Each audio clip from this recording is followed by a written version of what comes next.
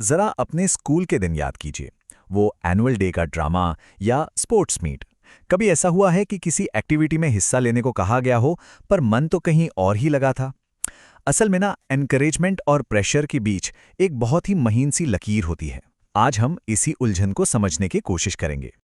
तो सवाल ये उठता है कि ये जो हो रहा है वो प्रोत्साहन है या एक मजबूरी। और ये सवाल सिर्फ स्टूडेंट्स के लिए नहीं है, बल्कि पेरेंट्स और टीचर्स के लिए भी उतना ही जरूरी है। आखिर कैसे पता चले कि हम जो हिम्मत दे रहे हैं वो कब किसी के लिए बोझ बन रही है? चलिए इसी सवाल की जड़ तक जाते हैं। तो ये भागीदारी का दबाव आखिर है क्या? चलिए एक उदाहरण से समझते हैं। मान लीजिए एक स्टूडेंट है जिसे पेंटिंग करना बहुत पसंद है, लेकिन उसे स्कूल की क्रिकेट टीम में शामिल होने के लिए कहा जाता है। क्यों? क्योंकि टीम में एक प्लेयर कम है। अब यहां वो जो पार्टिसिपेशन है ना, वो खुशी के लिए नहीं बल्कि एक मजबूरी बन गया। और बस यही है पार्टिसिपेशन प्रेशर। ये सीखने और कुछ नया करने के असली मजे को ही मार देता है। तो सवाल ये है कि ये प्रेशर आता कहाँ से है? कौन डाल रहा है ये दबाव? और आपको जानकर हैरानी होगी कि अक्सर इसकी शुरुआत अच्छी नीयत से ही होती है। जी हाँ, ये स्कूल से भी आ सकता है, घर से भी, और कई बार तो हम खुद अपने ऊपर ये दबाव बना लेते हैं। तो चलिए एक एक करके इन सभी सोर्सेस को समझते हैं। सबसे पहले बात करते हैं स्कूल की। जरा स्कूल के एनुअल फंक्शन के बारे में सोचिए। कई बार स्कूल चाहता है कि भाई हर बच्चा पार्टिसिपेट करे। क्यों? ताकि प्रोग्राम बड़ा दिखे, सक्सेसफुल लगे। ऐसे में होता क्या है, स्कूल की रेपुटेशन एक स्टूडेंट की पर्सनल पसंद पर हावी हो जाती है, और बस यहीं से एक अनकहा सा प्रेशर बनना शुरू हो जाता है। अब आते हैं घर पर।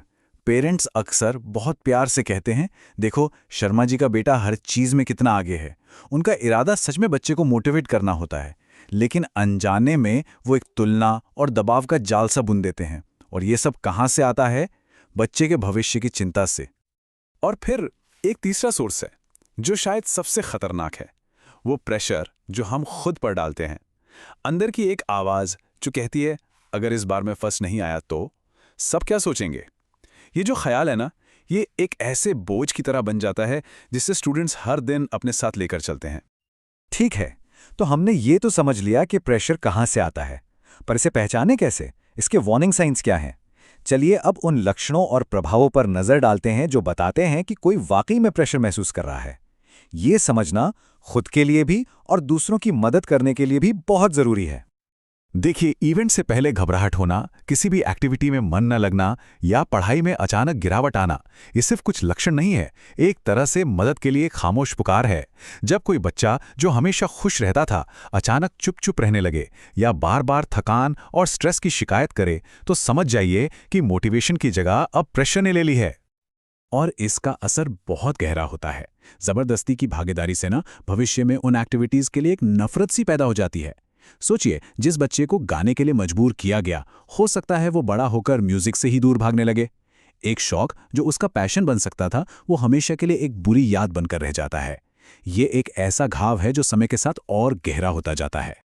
तो अब सबसे जरूरी सवाल, इस साइकिल को तोड़ा कैसे जाए? क्या इसका कोई सोल्यूशन है?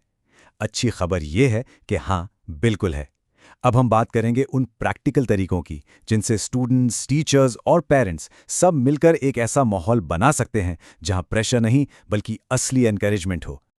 चलिए शुरुआत करते हैं स्टूडेंट से। सबसे पहले स्टूडेंट्स को खुद अपनी जिम्मेदारी लेनी होगी। ये अपनी आवाज को पहचानने और अपनी पसंद को सबसे ऊपर रखने का एक सफर है। देखते हैं वो ऐसा कैसे कर सकते हैं। ये 4 कदम ना एक तरह से स्टूडेंट्स के लिए एक शील्ड का काम करते हैं। पहला, अपनी बात को मजबूती से रखना सीखें। दूसरा, एक डायरी में लिखें कि आपको असल में क्या पसंद है। तीसरा, जरूरत पड़ने पर किसी काउंसलर से बात करें।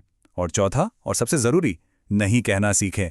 और ये समझिए कि ना बोलना कोई बदतमीजी नहीं है, बल्कि ये अपनी मेंटल पीस को चुनने का एक तरीका है। ये सेल्फ केयर है। अच्छा, स्टूडेंट्स की बात तो हो गई। अब देखते हैं कि टीचर्स और स्कूल एक हेल्दी माहौल बनाने में क्या रोल निभा सकते हैं। देखिए, स्कूलों को अपना तरीका थोड़ा बदलना होगा। ये करना ही है वाले ऑर्डर्स की जगह क्या आप इसमें हिस्सा लेना चाहेंगे जैसे इनविटेशन देने होंगे। स्टूडेंट से पूछना होगा कि उनकी रुचि किस में है। और हाँ, सिर्फ स्टेज पर परफॉर्म करने वालों को ही नहीं, बल्कि बैक स्टेज काम करने वाले हीरोज को भी पहचान देनी होगी। ये छोटे छोटे बदलाव मिलकर एक बहुत बड़ा पॉजिटिव चेंज ला सकते हैं। अब आते हैं सबसे अहम किरदार पर, यानी पेरेंट्स पर।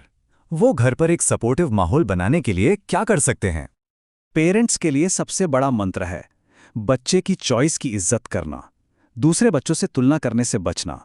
जब बच्चा बहुत थक गया हो तो उसकी इमोशनल बाउंड्रीज को समझना। जब जीत से ज्यादा कोशिश की तारीफ होती है ना, तो पेरेंट्स सिर्फ पेरेंट्स नहीं बल्कि एक भरोसेमंद दोस्त बन जाते हैं। तो इस पूरी बातचीत का निचोड़ क्या है? The ultimate takeaway. सब कुछ एक ही चीज पर आके रुकता है, और वो है पसंद की शक्ति, अपनी मर्जी से अपने लिए चुनने की आजादी। यहां दो रास्ते बिल्कुल साफ नजर आ रहे हैं। एक तरफ है जबरदस्ती की भागीदारी, जो इमोशनल थकावट और नफरत की तरफ ले जाती है, और दूसरी तरफ है अपनी मर्जी से चुनावा रास्ता, जो कॉन्फिडेंस, पैशन और मजबूत रिश्तों की तरफ ले जाता है। अब चॉइस हमारी है, और ये चॉइस हमारी पूरी जिंदगी पर असर डाल सकती है। और आखिरी में बस एक बात याद रखने वाली है कि असली ग्रोथ बाहर से थोपी नहीं जा सकती, वो तो अंदर से आती है, अपनी मर्जी से, अपने जोश से, अपनी अंदरूनी आवाज से। यही असली कामयाबी की नींव है।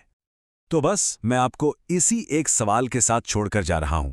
सोचिएगा जरूर कि ज्यादा कीमती क्या है, ट्रॉफियों से भरी हुई एक अलमारी, या फिर एक ऐसी जिंदगी जो सच्चे जुनून से भरी हो।